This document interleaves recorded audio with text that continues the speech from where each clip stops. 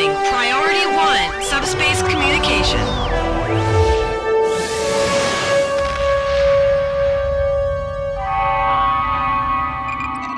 In Star Trek Online, you'll get to experience all the aspects of the Star Trek universe: exploration, diplomacy.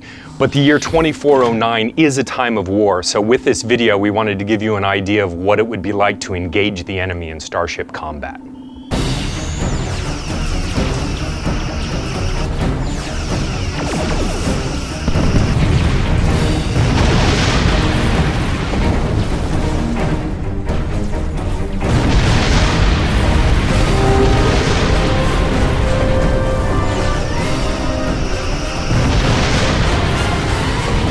The most basic strategy in starship combat is to maneuver your ship, use your energy weapons to bear on one section of your enemy's shields, knock those shields down, and then use your photon torpedoes on the exposed hull.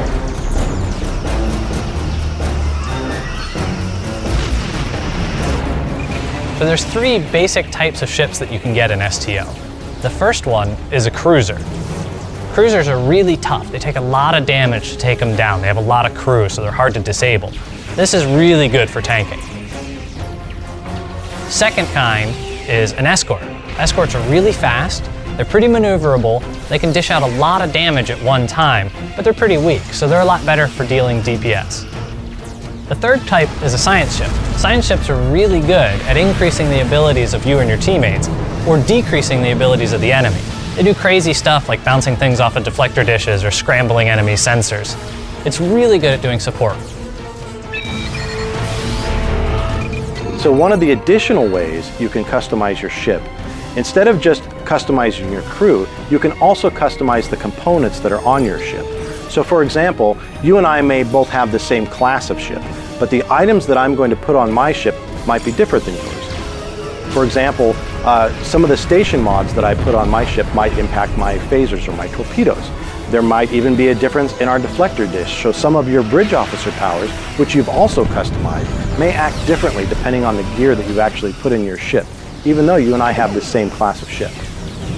So your configuration of your ship defines something, but it's really the equipment, the weapons, the deflector dish, the impulse engines, the consoles that you equip on your ship, as well as the bridge officers who was activated at that time that really define how you play in combat.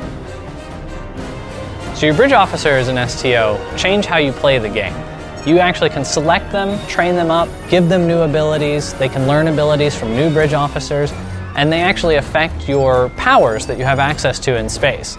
For instance, you can have engineering bridge officers that are really good at fixing your ship or making it go faster. Those are the ones I tend to pick so that I can be a little more durable and have some escapability. But you can also get engineering bridge officers that will give you extra power to your engines or your weapons. Tactical officers will allow you to fire multiple torpedoes at once or really overload one phaser and shoot one giant beam of energy. Science guys will let you do things like mess up your enemy's sensors, make it so they can't target you, confuse whether or not they know who's a friend or a foe, or boost your friendly ships, make their shields better, make their sensors more effective.